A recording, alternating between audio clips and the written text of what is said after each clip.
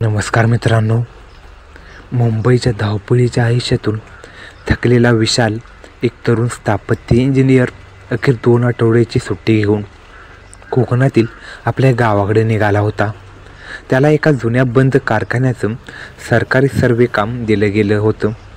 एका फारशी प्रसिद्ध नसलेल्या गावात, जिथे फक्त 25 ते 30 घरं होती. गावाचं नाव होतं पाडळी. गावात पोहोचण्याआधीच संध्याकाळ झाली होती. घाटात वळण घेत असताना त्याच्या गाडीनं एका वृद्ध माणसाला धडक देण्याचा आभास झाला. पण गाडी थांबवल्यावर तिथे काहीच नव्हतं. विशाल गोंधळला, पण वाटलं थकवा आणि अंधारामुळे भात झाला असेल. गावात पोहोचल्यानंतर त्याला स्थानिक तलाठ्याच्या घरात राहायला जागा मिळाली. जुने लाकडी घर, पातळी छप्पर आणि गच्च अंधार. तलाठ्यानं सांगितलं, रात्री 8 नंतर कोणीही बाहेर जात नाही. कोणी दरवाजावर टकटक केली तरी उघडू नकोस. विशाल हसला. काय झिंगले वाटतं, इतक्या लवकर झोपलात की काय सगळे? पण पहिल्याच रात्री त्याच्या दारावर टकटक झाली तेव्हा 10:30 वाजले होते. दाराबाहेर कोणीतरी सावकाश चालत होतं. पायगाडीचा आवाज येत होता. नख्याने ओढलेल्या काचांची करकर आणि एक सुस्कारा. विशाल त्याचं रक्त गोठलं होतं, पण त्याने दार उघडलं नाही. अचानक समोरच्या खिडकीच्या बाहेरून एक काळी सावली चुकून त्याच्याकडे पाहू लागली. रात्री 9 वाजले होते. विशाल गावातल्या एका जुनाट वाड्यात पोहोचला होता. सरकारी सर्वेसाठी त्याला या वाड्याचा तपास करायचा होता.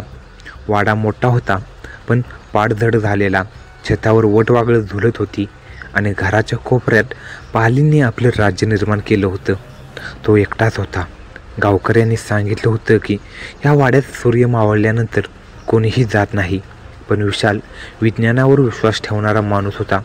त्याला असल्या गोष्टी हास्यास्पद वाटत होत्या. पण त्या रात्री विशालने वाड्याच्या मुख्य दरवाजाच्या किल्ली वळवली आणि चरकन उघडली. आत गेल्यावर त्याला एक विचित्र गंध जाणवला. ओलसर, जुनाट आणि थोडासा जळका. त्याने मोबाईलची टॉर्च चालू केली आणि हळूहळू आत चालायला लागला. भिंतीवर कोळ्यांची जाळी, जमिनीवर मोडकळीला आलेला फर्निचर आणि एका कोपऱ्यात पडलेली एक जुनी काळी डायरी. त्याने ती उचलली. डायरीवर वर्ष लिहिलं होतं 1982. त्याने पहिलं पान उघडलं. त्यात लिहिलं होतं, माझं नाव सरोज आहे आणि जर कोणी ही डायरी वाचत असेल तर कृपया वाड्याच्या मागे खणून पहा. तिथे काही आहे जे इथल्या प्रत्येक रात्रीत दिसतं, पण फक्त सावलीत. विशालच्या अंगावर काटा आला. तेवढ्यात त्याला वरच्या मजल्यावर एक हलकासा आवाज ऐकू आला. चकचकीत पायऱ्यांवर कोणाचे तरी पाय चालत होते. तो आवाज एक क्षण थांबला आणि मग पुन्हा झाला. ठकठक ठकठक. विशालने नजर वर केली. मोबाईलच्या टॉर्चमध्ये त्याला फक्त एक सावली दिसली, जी एक क्षणातच अंधारात विरघळली. तो घाबरला, पण धीर करत वर गेला. विशाल एक एक पायरी चढत होता. वर एक लांब कॉरिडॉर होता. दोन्ही बाजूला धुळलेल्या दाराने झाकलेले दरवाजे. हवेचा झुळूकही नव्हता. शांतता इतकी होती की त्याच्या श्वासाचाही आवाज येत होता. त्याने मोबाईलचा टॉर्च उजवीकडील दरवाजावर रोखला. दरवाजा थोडासा उघडाच होता. विशालने हलकेच ढकललं आणि तो दरवाजा चरकन आवाज करत उघडला. आत काळोख आणि मध्यभागी एक जुना झोपाळा. तो आपोआप हलत होता. कोणीतरी नुकताच तिथे बसून गेला होता. विशाल सावधपणे आत गेला. खोलीत एक फर्निचर, एक आरसा आणि भिंतीवर एक जुना फोटो होता. फोटोमध्ये एक बाई काळ्या साडीमध्ये. तिच्या डोळ्यात काहीतरी विचित्र, जसं काही ती थेट बघत आहे विशालकडेच. तेवढ्यात दरवाजा जोरात आपोआप बंद झाला. कोण आहे तिकडे? विशाल घाबरत ओरडला, पण काहीच उत्तर नाही. आता त्याला पायऱ्यांचा आवाज पुन्हा ऐकू येऊ लागला. कोणीतरी खाली उतरते, पण तो उत्तर वर आहे. म्हणजे? त्याने दरवाजा उघडायचा प्रयत्न केला, पण तो अडकलाय. मोबाईलचा टॉर्च टाकला आणि आरशात पाहिलं. त्याच्या मागे एक सावली उभी होती. स्त्रीसारखी आकृती, पण चेहरा नाही. तो वळला, पण तिथं कोणीच नव्हतं. आता आरशात सावली जवळ आली होती आणि हळूहळू हात पुढे करत होती. विशालने जोरात किंचाळला. तो पळून जातो. विशालला जुनी डायरी उघडते आणि त्याला त्या वाड्याचा एक अघोरी रहस्य समजतं, जे त्याच्या जीवावर उठलेलं असतं. विशाल खोलीच्या कोपऱ्यात बसला होता. दरवाजा बंद, मोबाईलचा टॉर्च मिनमिनीत चालू आणि त्याच्याच अंगावर सावलीचा शहारा.